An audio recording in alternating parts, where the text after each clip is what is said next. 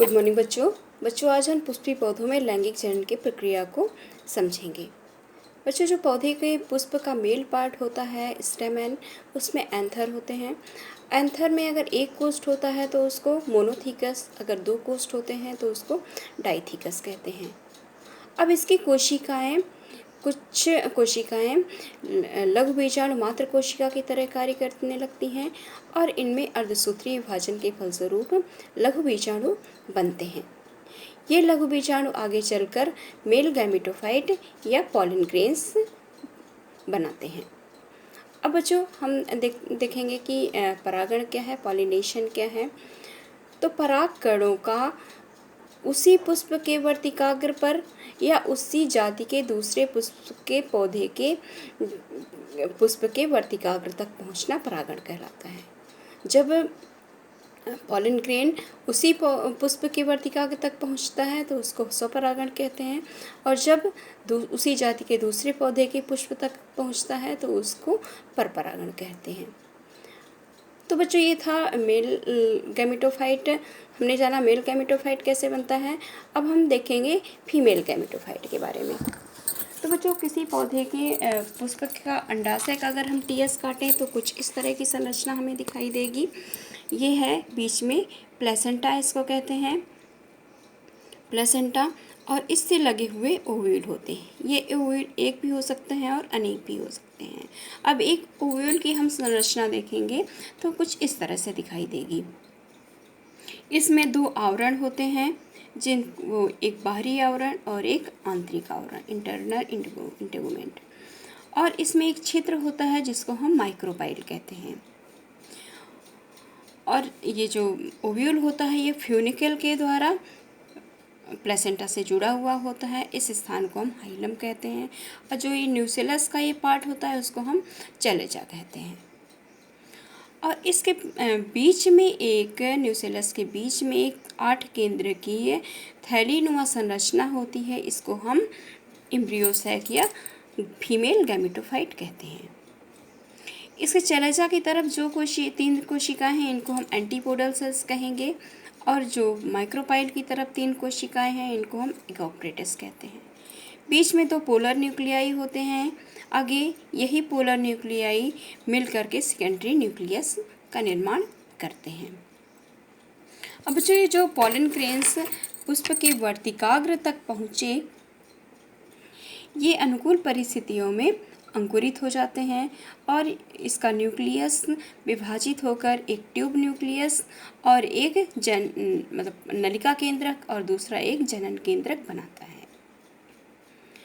और यही जो जनन केंद्रक आगे मेल गैमेट्स बनाएगा। अब ये इस जो अंकुरित हुई ये ट्यूब वर्तिकाग्र से वर्तिका होते हुए अंडाशय तक इस तरह से ये पहुंच जाती है। इस तरह से ये अंडाशय में पहुंच जाती है और ओव्यूल में न्यूसेलस से होते हुए ये एम्ब्रियोसैक में पहुंच जाएगी।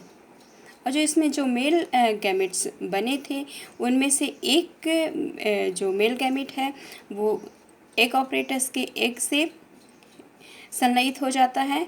ये संलयित होकर के जाइगोट का निर्माण करेगा, और एक मेल गैमेट जो सेकेंडरी न्यूक्लियस बना इसके साथ संलयित हो जाता है। तो इसलिए इसको डबल फर्टिलाइजेशन या त्रिसंलयन कहते हैं इस तरह से। और ये जो आवृतबीजी पौधों का एक विशेष लक्षण है, इसी के फलस्वरूप इसमें भ्रूणपोष का निर्माण होता है। भ्रूणपोष से ही भ्रूण को पोषण प्राप्त होता है। तो ये जो जाइगोट बना ये अपने चारों तरफ सेलुलोज की एक कोशिका भित्ति बना लेता है, बना करके वो स्पोर बन जाता है। और ये जो सेकेंडरी न्यूक्लियस से मेल गैमेट्स फ्यूज होकर के भ्रूणपोष बनाएगा, ये भी वृद्धि करके भ्रूण को पोषण प्रदान करता है। और इसके पश्चात हम देखेंगे कि ये भ्रूण का विकास कैसे होता है। तो ये जो जाइगोट बना था, इसने अपने चारों तरफ सेलुलोज की एक मोटी परत बना ली थी, भित्ति बना ली थी, और ये ऊस्पोर बन गया था, ऊस्पोर बन गया था। इसके पश्चात इसमें एक असमान विभाजन होता है। इसमें एक बड़ी कोशिका बनती है जिसको बेसल सेल कहते हैं, और एक ऊपरी छोटी जो सेल बनती है उसको एम्ब्रियोनल सेल कहते हैं। ये जो डिवीज़न होता है ये ट्रांसवर्स होता है।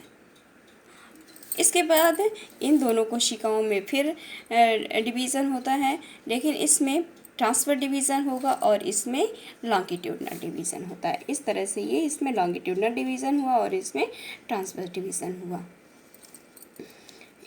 ये एम्ब्रियोनल सेल्स बनाएंगी और ये सस्पेंसर सेल्स बनाएंगी, इस तरह से। इसके पश्चात ये जो एम्ब्रियोनल सेल्स हैं, अपने जो पहले विभाजन हुआ था उसके समकोण में एक और विभाजन होता है और ये 4 केंद्र की संरचना बन जाती है। इसको क्वाड्रेंट कहते हैं। 4 केंद्र की संरचना बन गई और इसको हम क्वाड्रेंट कहते हैं।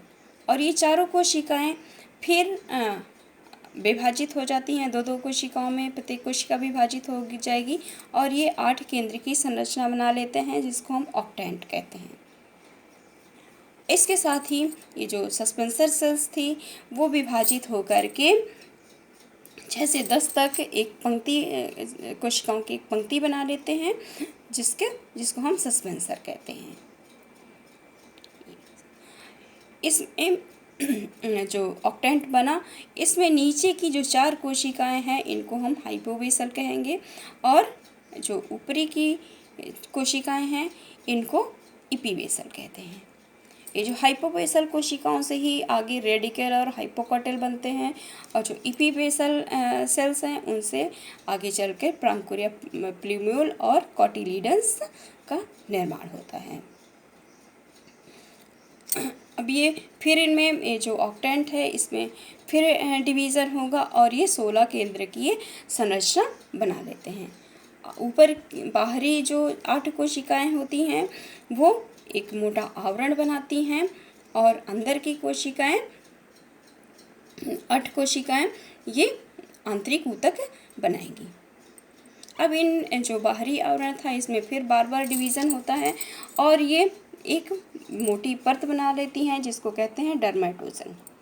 और जो अंदर की 4 कोशिकाएं थी उनमें 8 कोशिकाएं थी उनमें कई सतहों से विभाजन होता है और इस तरह से की संरचना बनती है, जिसमें जो बीच का भाग होता है उसको प्लीरोम कहते हैं, और उसके चारों ओर की जो कोशिकाएं बनती हैं उनको हम पेरिप्लेम कहते हैं। यह पेरिप्लेम। और इस तरह से बार बार इसमें जो विभाजन और परिवर्धन होता है उसके फलस्वरूप ये एक जो गोल संरचना थी ये इस तरह से हृदयाकार संरचना में बदल जाती है।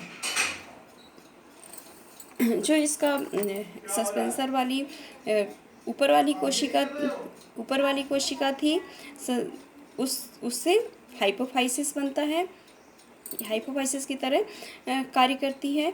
और ये इसका भ्रूण के जो अग्र सिरे थे ये और अधिक वृद्धि करके इस तरह से 2 कॉटिलीडन्स बना लेते हैं। इस तरह से ये 2 कॉटिलीडन्स बना लेंगे और इनके दोनों कॉटिलीडन्स के बीच का जो जोड़ का ऊतक होता है उसको हम प्ल्यूम्यूल कहते हैं, प्ल्यूम्यूल या प्रांकुर कहते हैं। और इसके पीछे ही इपिकॉटिल और हाइपोकॉटिल बनते हैं। और जो हाइपोफाइसिस की कोशिकाएं थी ये सस्पेंसर के साथ मिल करके ये मूलांकुर या रेडिकल का निर्माण करते हैं। उसके पश्चात जो सस्पेंसर होता है वो धीरे धीरे समाप्त हो जाता है और ये जो भ्रूण बन करके तैयार हुआ ये भ्रूणपोष के बीच में रहता है और उसी से पोषण प्राप्त करता है। मैच्योर होने तक ये सभी भ्रूणपोष का अवशोषण कर लेता है। ऐसे बीज जिनमें भ्रूण का अवशोषण पूरी तरह से हो चुका होता है उनको अभ्रूणपोषी बीज कहते हैं, और जिनमें भ्रूण कुछ जो भ्रूण होते हैं वो भ्रूणपोष का शोषण पूरी तरह से नहीं कर पाते, उनको भ्रूणपोषी कहते हैं। तो इस तरह से ओव्यूल से बीजांड से एक बीज की